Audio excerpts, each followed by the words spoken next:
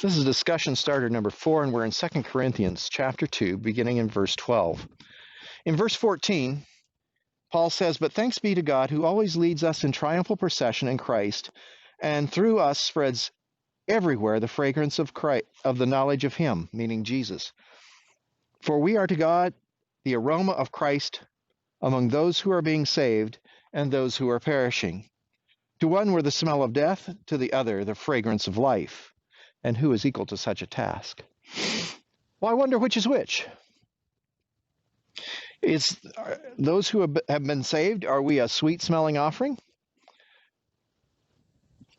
Or are we a sweeter offering to those who are perishing?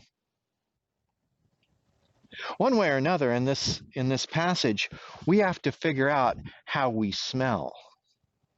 How we smell as Christians. Do we smell like a fragrance, or do we smell like the hog barn down the road? One way or another, we need to figure out who we are and how we smell. What I'd like for us to do in this discussion starter is read this passage a couple times, and then go to people we know, our friends and neighbors, and ask, so is my Christianity sweet to you? Or is it pungent, like the hog house? If it's pungent, we ought to ask and start the conversation as to why. Maybe because they realize that as a Christian we do have a future, and they realize that without Christ they do not. How can we smell sweeter to them? And maybe the fact that we just raised the conversation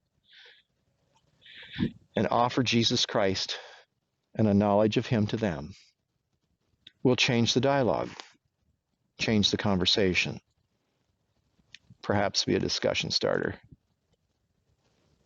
I think it's time we think about it.